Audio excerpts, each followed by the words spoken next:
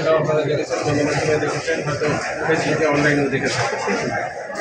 তো আমি যখন বগুড়াতে আসি তখন আমার মনে হয়েছিল বগুড়া আজিজুল হক সরকারি আজিজুল হক কলেজ, এটি একটা বড় কলেজ। এই কলেজটি আমি এর আগে ভিজিট করার সুযোগ পাই নাই। আমি ইউনিভার্সিটিকে বলেছিলাম যে আমি এই কলেজে যেতে চাই।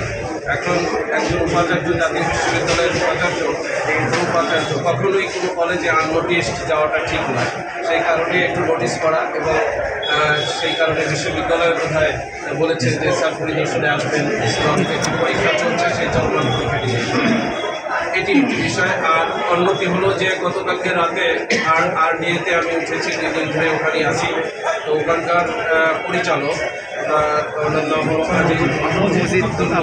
আব্দুল মজিদ প্রামাণিক। তিনি আমাকে বললেন যে তাকেও আমি আমার মনে হচ্ছে অত্যন্ত জাতীয়তাবাদী আদর্শের মানুষ, এবং নানান খোঁজখবর রাখেন। ইভেন তারেক রহমান সাহেবের সঙ্গে ওনার সুসম্পর্ক আছে বলেই আমি মনে করি। আমি তো ভিতরের খবরটা বুঝতে পারবো না, বাট আমার কাছে যেটা মনে হয়েছে। এবং he is maintaining all the relationship with the all leaders of Bogura and also with Tarique Rahman and his missus. So উনি বললেন যে স্যার বগুড়া আজিজুল হক কলেজে ছাত্র কলেজ ব্যবস্থাপনায় একটি বিশুদ্ধ পানির ফিল্টার বসানো হয়েছে, যার উদ্বোধন করা হবে। আপনি যদি একটু সময় দেন তাহলে সেই উদ্বোধনটি আজকে হতে পারে। তা আমি চিন্তা করলাম, যেহেতু একটি মানবিক কাজ, এই কাজের সঙ্গে আমি সম্পৃক্ত থাকতে পারলে আমি নিশ্চয়ই আমার ভালো। তো সেই কারণে আমি এই পথে অংশগ্রহণ করেছি। আপনাদের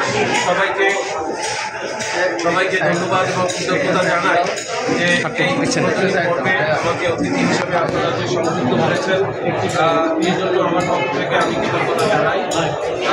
জাতীয়তাবাদী ছাত্র দল